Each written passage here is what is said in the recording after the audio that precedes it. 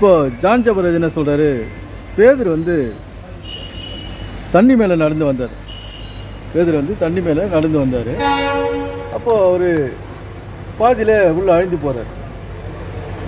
ஏன் அப்படி அழிந்து போகிறாரு? விசுவாசம் இல்லை அப்படின்னு சொல்லிட்டு சொல்கிறாங்க. அதுக்கப்புறம் இயேசு கிறிஸ்து தூக்கி விட்டுறாரு, கையை பிடிச்சி தூக்கி விட்டுறாரு. இப்படி இந்த நிகழ்ச்சி அந்த காலத்தில் நடந்தது. இயேசு கிறிஸ்து இருந்தப்போ வாழ்ந்தப்போ இந்த நிகழ்ச்சி நடந்தது. ஆனால் இப்போ நடக்குதா எங்கேயாவது? வாங்க நம்ம ஜான் ஜபராஜ் என்ன சொல்கிறோம் நம்ம கேட்போம்.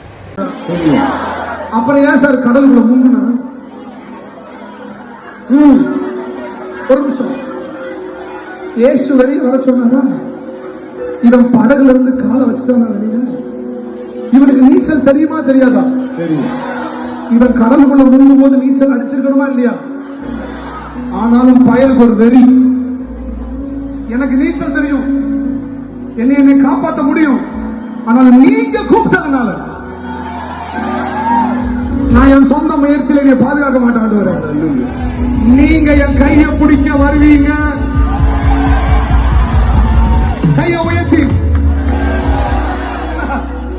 ரெண்டு கை வைத்து பேதுரு அன்றைக்கு தண்ணி மேலே நடந்து வந்தார். இயேசு கிறிஸ்து கையை பிடிச்சி தூக்கி விட்டார். தண்ணியில் அமிழ்ந்து போகிற பேதுரை இயேசு கிறிஸ்து தூக்கி விட்டார். அப்போது இந்த காலத்தில் அந்த மாதிரி நிகழ்ச்சி நடக்குதா? அப்போது நம்ம யாரை வந்து நம்ம இப்போ தூக்கி விடணும்? யாரை தூக்கி விடணும்? நம்ம தூக்கி விட வேண்டியவங்க நிறைய பேர் இருக்கிறோம்.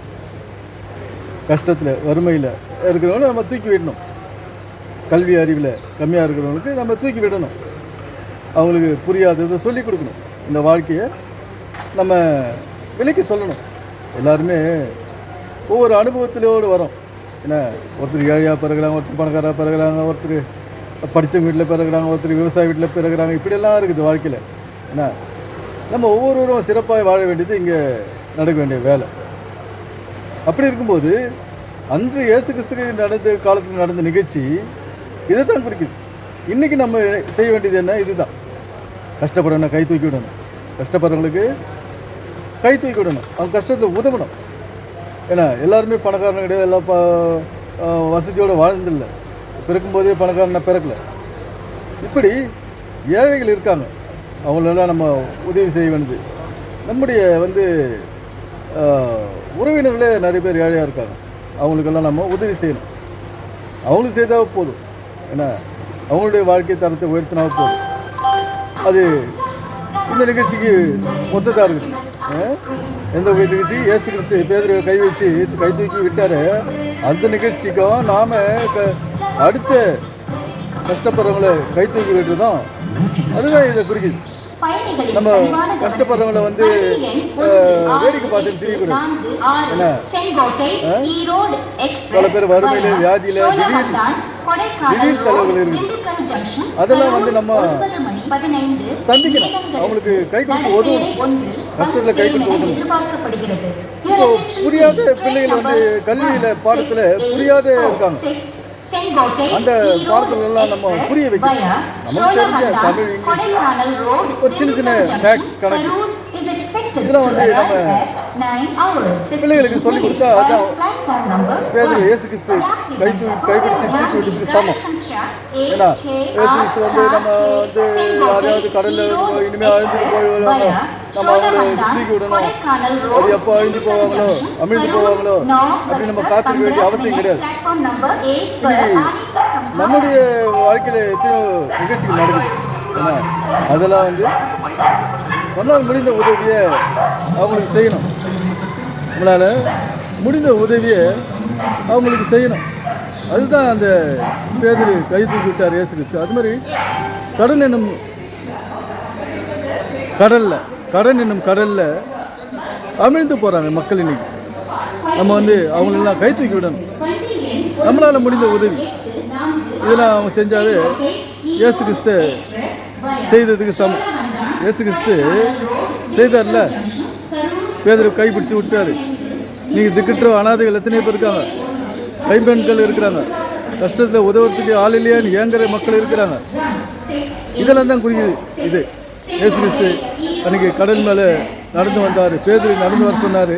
நான் வரவா அப்படின்னும் போது வான்றாரு. இவன் பாதியில் அழுந்தி போகிறான். என்ன இப்போ கடன் இல்லை, நம்ம வாழ்வோம் அப்படின்னு நம்பிக்கையில்லாத நிறைய பேர் வந்து இருக்கிறாங்க. நம்ம அவங்களெல்லாம் வந்து கை தூக்கி விடணும், கஷ்டத்தில் உதவணும், பணத்தினால உதவணும், உடலால் உதவணும், இப்படி பல உதவிகள் இருக்குது. ஏன்னா வீடு இல்லாத வீடு கட்டுறதுக்கு ஒரு உதவி செய்யலாம், உடல் உழைப்பு, பணத்தால் உதவி, இப்படி பல உதவிகள் நம்ம செய்ய வேண்டியது இந்த உலகத்தில் இருக்குது. நம்ம சுற்றியுள்ள மக்களாவது நம்ம சுற்றியுள்ள உறவினர்களுக்காவது அல்லது நண்பர்களுக்காவது அல்லது நம்ம கண்ணால் பார்க்குறவங்களுக்காவது நம்ம உதவணும் முடிந்த அளவுக்கு. இதுதான் குறிக்குது இயேசு கிறிஸ்து அன்னைக்கு கடல் மேல் நடந்த ஒரு நிகழ்ச்சி. இயேசு கிறிஸ்து கடல் மேல் நிகழ்ந்த இதான். நம்ம ஏதோ கதையை கேட்டுட்டு மனம் போக்கில் வாழறது இல்லை. என்ன அது இந்த விஷயத்தை தான் குறிக்குது. நாம் இந்த வேலையை செய்யணும். நானும் கடல் மேலே நடக்க போகிறேன் அப்படின்ற ஆட்கள் இருக்கிறாங்க. எப்படி பேதுரு கடல் மேலே நடந்தார், நானும் நடக்க போகிறேன்னு முயற்சி செய்கிற ஆட்கள் இருக்காங்க. அது வீண். அதை சொல்லலை பைபிள். கஷ்டப்படுறவங்களுக்கு உதவி செய்யுங்க, திக்கற்ற அனாதைகளுக்கு, குடிசை வீட்டில் இருக்கிறவங்களுக்கு, வீடு இல்லாதவங்களுக்கு, இப்படியெல்லாம் இருக்கிறவங்களுக்கு போய் உதவி செய்யுங்கன்னு பைபிள். வேறு ஒன்றும் சொல்லலை. பைபிள் வந்து இதுதான் வலியுறுத்துது. ஏழைகளுக்கு உதவுங்க, இல்லாதவர்களுக்கு கொடுங்க, உழைங்க, சேர்த்து வைங்க, சம்பாதிங்க, கல்வி கற்றுக்கொள்ளுங்க அப்படிலாம் சொல்லுது பைபிள். இதெல்லாம் நம்ம செஞ்சு ஒரு பிரயோஜனமுள்ள வாழ்க்கை நாம் வாழணும். எனவே சிந்திப்போம், செயல்படுவோம். நன்றி, வணக்கம் நண்பர்களே.